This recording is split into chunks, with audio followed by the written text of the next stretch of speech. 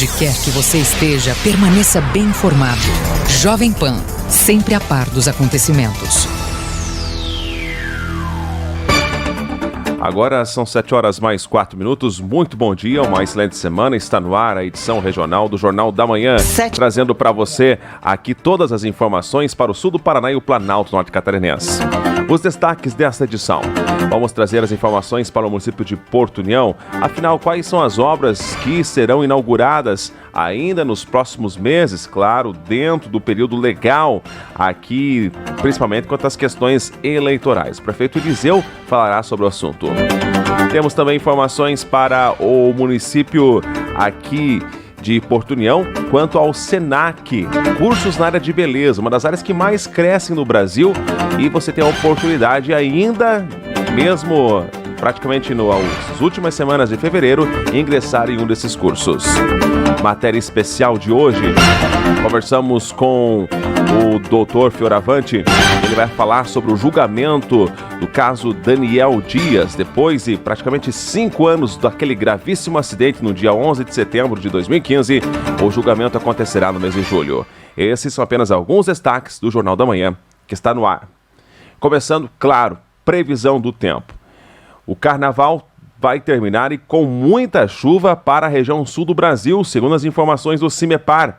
A previsão indica que hoje as temperaturas poderão chegar a 30 graus de máxima e há previsão de pancadas de chuva. Para hoje são esperados apenas 3 milímetros. Mas já nos estados Rio Grande do Sul e parte de Santa Catarina, a chuva já começa hoje. E esta chuva vai chegar também aqui no Paraná, principalmente na terça e na quarta-feira. Segundo as informações, são esperados em torno de 22 milímetros para terça-feira e de 24 milímetros para quarta-feira, que são volumes até que razoáveis, se compararmos, claro, com as últimas semanas, onde há muita pouca chuva aqui para a nossa região. Tanto é que o nível do Rio Iguaçu está com apenas 1,51 m. Então, pela previsão, hoje ainda sol, calor, aumento de nuvens com pancada rápida de chuva no final da tarde, e já na madrugada para amanhecer terça-feira começa-se a mudança. Amanhã o sol já não aparece, pela previsão do tempo, é claro, lembrando que isso é uma previsão e com pancadas de chuva a qualquer momento. As temperaturas ainda ficam relativamente altas, na casa entre 17 graus de mínima e 28 graus de máxima. O sol volta a aparecer a partir de quinta-feira aqui pela região sul do Paraná. 7h mais 7, vamos de informações. A primeira delas é para Porto União e é com o prefeito do município, Eliseu Milbach. O assunto tratado com o prefeito são as obras que devem ser inauguradas, obras que já foram anunciadas, algumas que já começaram e que devem ser concluídas ao longo desse último ano de mandato do prefeito. E temos também, falou-se aqui de uma casa de passagem de animais. Eu quero aproveitar para dizer a vocês que, retornando aqui, chegando lá no trevo dessa SCC com a 280, lá nós estamos fazendo a casa de passagem para humanos. Está quase pronto, daqui a alguns dias estaremos inaugurando a casa de passagem, que é a velha escolinha do Pintado.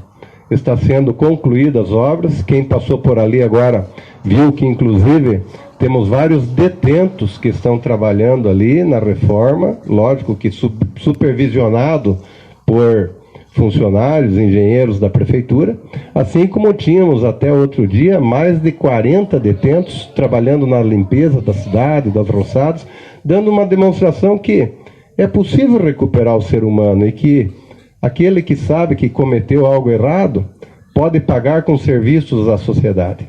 E agora, daqui a alguns dias, deveremos ter novamente mais uns 40, 50 detentos que estarão trabalhando em prol da sociedade porto-unianense. Uma grande parceria entre o Poder Executivo, com o Ministério Público e com o Poder Judiciário da Vara Criminal, que nós estamos tentando reaver esses detentos para que venham trabalhar conosco novamente. Porto União vive um momento muito importante, são muitas obras, muitos equipamentos, por onde nós andamos obras e mais obras e mais obras. Os nossos vereadores são testemunhas de tudo aquilo que está acontecendo. Se fosse para inaugurar todas as obras que são feitas, eu acho que ia faltar dia durante o ano. Então já foi quase 300 ruas pavimentadas, várias pontes construídas, escolas, creches, capelas mortuárias e ginásio de esporte, postos de saúde, enfim, são obras que não se acabam mais e ainda temos muitas obras a serem inauguradas. Em construção ainda os 2 portal de São Miguel da Serra, Santa Cruz do Timbó, também a Escola de São Pedro do Timbó, Ginásio de Esportes do Legru, a Escola da Área Industrial, tudo isso ainda por inaugurar e ainda vai. Tantas obras que estão iniciando, o nosso pessoal está realmente dedicado, procurando fazer o melhor possível por Portunhol. Nossos equipamentos também todos à disposição, nosso homem do campo tendo toda a estrutura necessária, com quase 15 novos tratores sendo entregues. Agora estamos licitando mais 9 tratores agrícolas novos, 4x4 traçado, vamos entregar daqui a alguns dias, mais 6 ensiladeiras, mais outros equipamentos, enfim. O homem do campo já recebeu, até o momento, mais de 2 milhões de investimento e vai receber ainda mais 2 milhões até o final desse ano. Então é muita coisa sendo feita. Nós pensamos no interior, pensamos na cidade, pensamos nos animais, pensamos no ser humano, enfim, pensamos nos nossos alunos, na educação, na saúde. Estamos pensando em tudo aquilo que faz com que um município cresça, se desenvolva, mas principalmente que os recursos, os valores dos impostos que são pagos por todos nós sejam muito bem investidos. Eu encerro também agradecendo ao IBAMA, que viabilizou madeiras para que fossem construídas aqui, que fosse feita essa reforma. Nós ganhamos muitas madeiras do IBAMA, da Polícia Ambiental também, que viabilizou madeiras como doação para o município. Enfim, unindo as forças que nós vamos conseguir fazer as coisas melhorar. Mas o IBAMA foi muito importante na doação de madeiras, assim como a Polícia Ambiental, e tudo isso está sendo empregado em prol da nossa população. 7h mais 11. E atenção, a Faculdade Senac Porto União, ela está com alguns cursos chamados cursos rápidos. Em menos de 2 anos você conclui.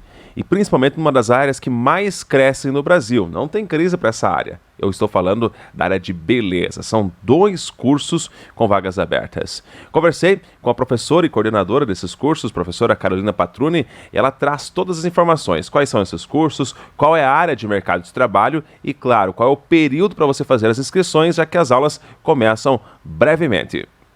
Claro que dá tempo sim de iniciar o ano já estudando, aprendendo e saindo daqui prontinho para o mercado de trabalho. Então a gente vai falar um pouquinho hoje sobre o curso técnico em estética, que é um curso voltado para a área da beleza, e o técnico em massoterapia, também voltado para a saúde, né? E como você falou, técnico em estética tem um grande campo na cidade. A gente fala que o mercado de estética não entra em crise, é um dos mercados que mais crescem atualmente, né? Não só aqui na cidade, como no Brasil, e a gente tem os índices dos nossos ex-alunos, né? A maioria sai daqui e já tem trabalho garantido. Então, o curso de estética é um curso de 1.200 horas, né? Então, dá 1 ano e 8 meses. Na verdade, é um curso rápido, né? Uma profissão que o aluno aprende em pouco tempo. Então, ele já vai sair daqui prontinho para o mercado de trabalho, aprendendo todos os procedimentos faciais, corporais e de relaxamento.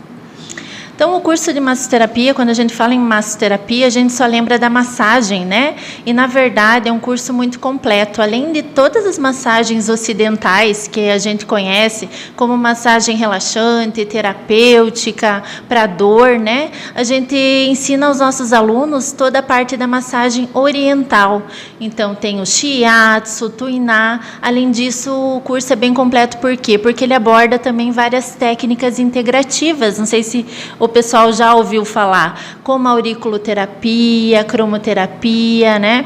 Que algumas dessas técnicas já estão inclusas no Sistema Único de Saúde, já são oferecidas. A gente vê que tanto o campo da estética como da massoterapia, ele só está crescendo, né? Tem academia, tem o Sistema Único de Saúde, se a pessoa quiser pode montar clínica, consultório, tem os atendimentos em domicílio, que a gente chama de home care, então é um mercado em expansão.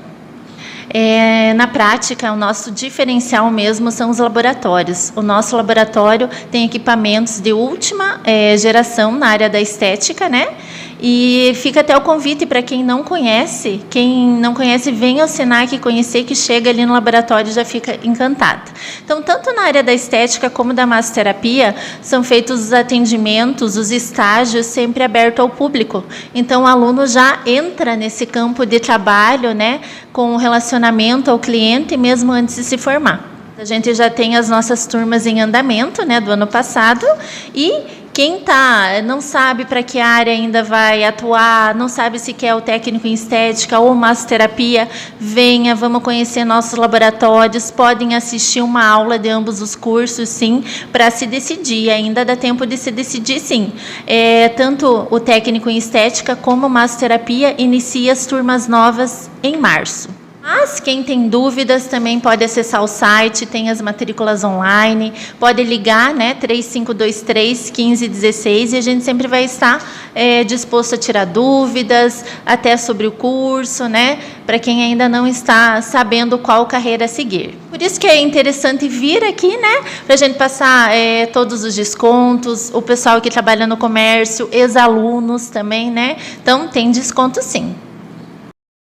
Agora são 7 horas mais 15 minutos e já depois do intervalo eu vou trazer aqui uma matéria especial com o advogado assistente de acusação no caso Daniel Dias, que sofreu um gravíssimo acidente no ano de 2015 e o julgamento tem data marcada. Depois do intervalo.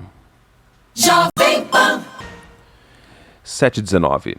De volta com o Jornal da Manhã, trazendo uma matéria especial nesta segunda-feira sobre o caso do acidente envolvendo o ex-DJ Daniel Dias. Hoje vive em um estado vegetativo, praticamente 5 anos se passaram e o julgamento tem data marcada.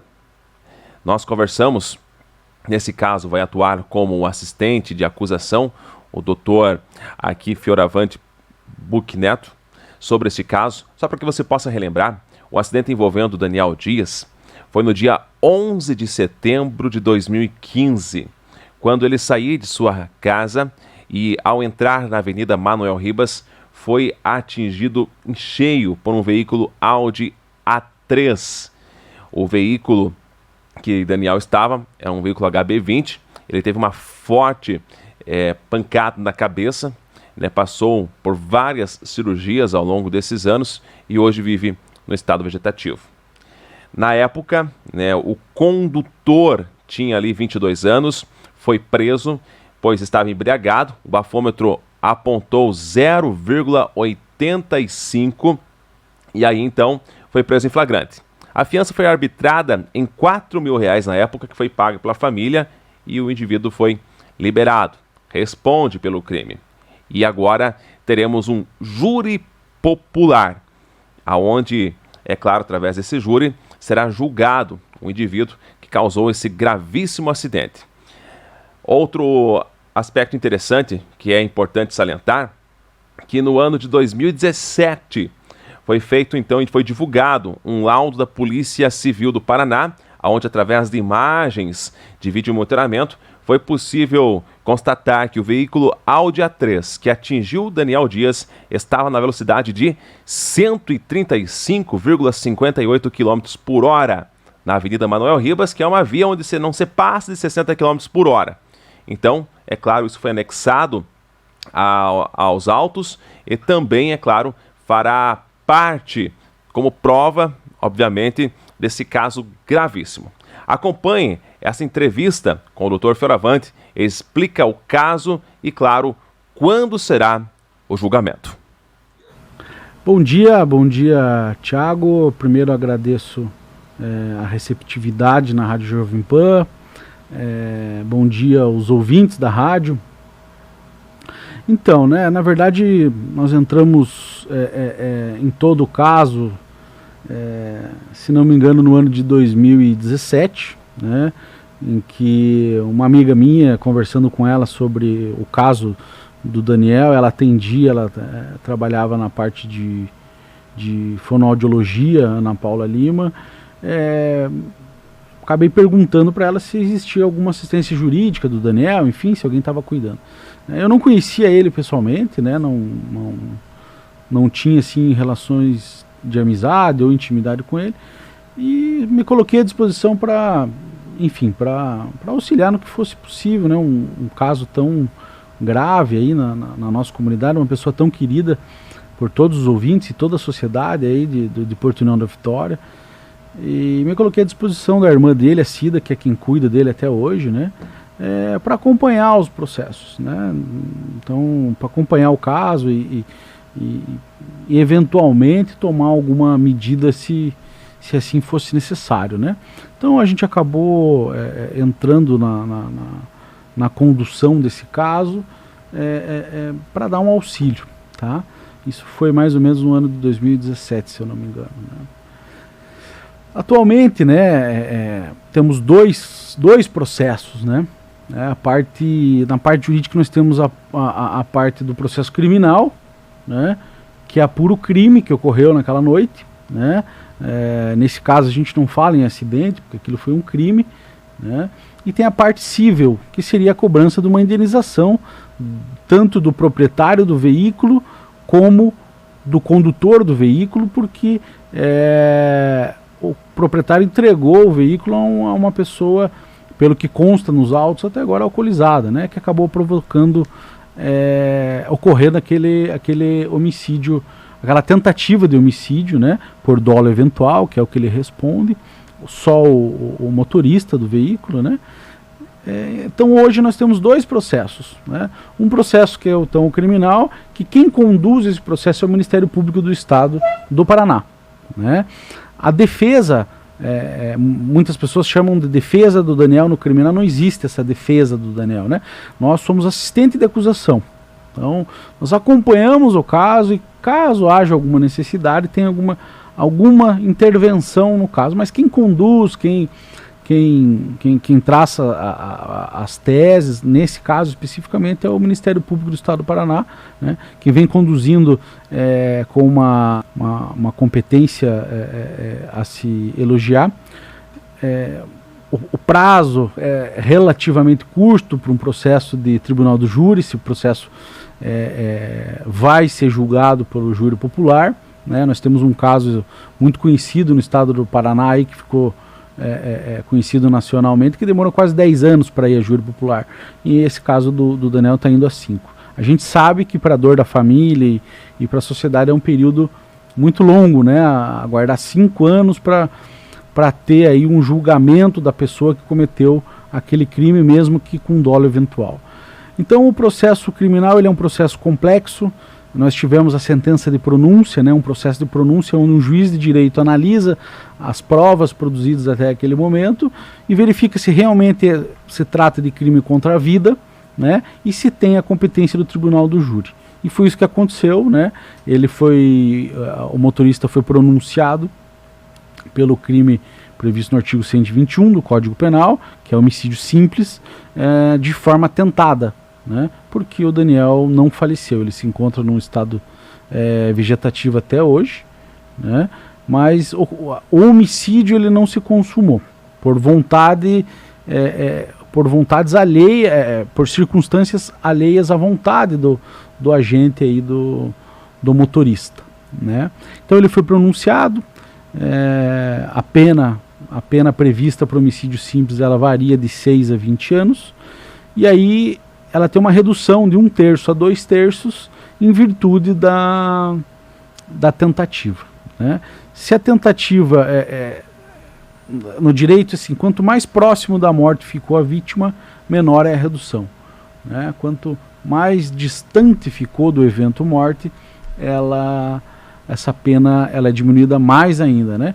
Então foi marcado para o dia 29 de julho, né, às 9 horas, no tribunal do júri, aqui de União da Vitória, e aí o processo ainda continua, né? Depois o réu, enfim, dependendo do resultado vai ter chance de recurso, ou se for absolvido o Ministério Público acaba recorrendo, e aí continua-se o trâmite processual, né? Então esse é um resumo do que aconteceu até agora aí nesse processo, desse crime de trânsito, né, que, apesar de ter acontecido em virtude de um acidente de trânsito, ele é aplicado, ele utiliza o Código Penal, o homicídio simples, para punir essa conduta do agente.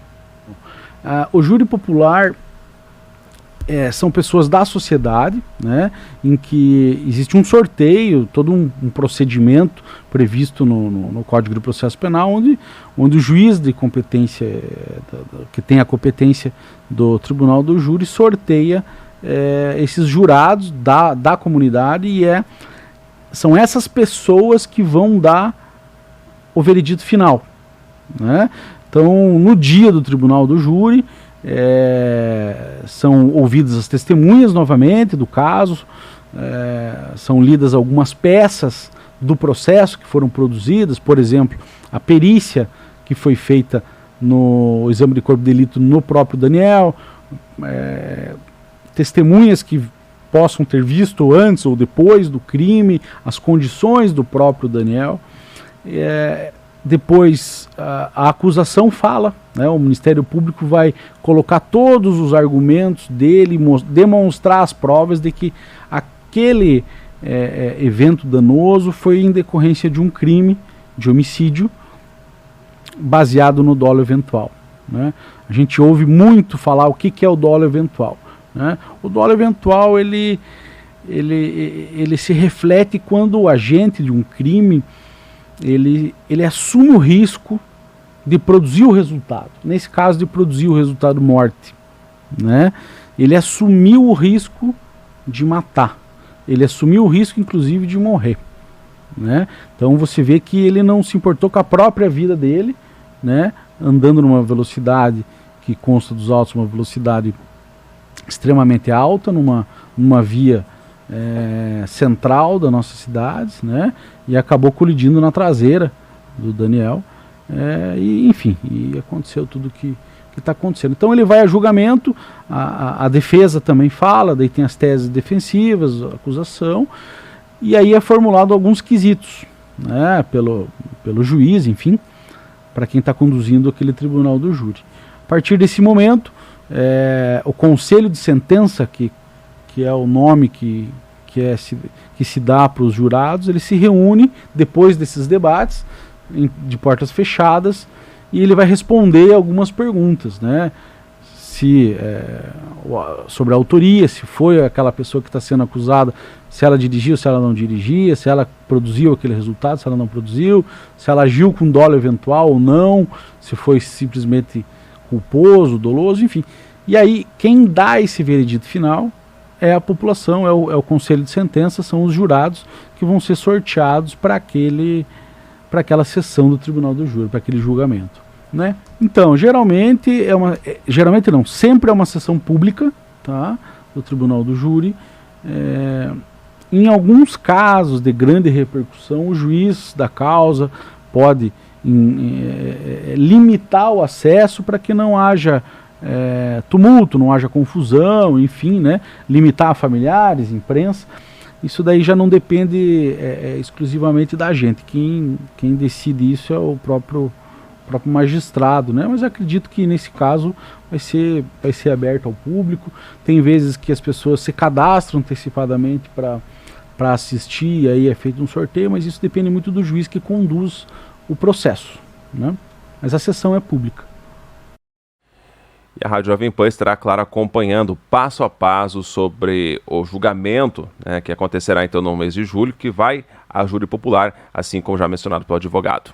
Agora são 7h31 e depois do intervalo tem as informações do esporte aqui no Jornal da Manhã. 7h mais 34 e agora chegou o momento esportivo aqui do Jornal da Manhã. Marco Antônio traz as últimas do esporte local.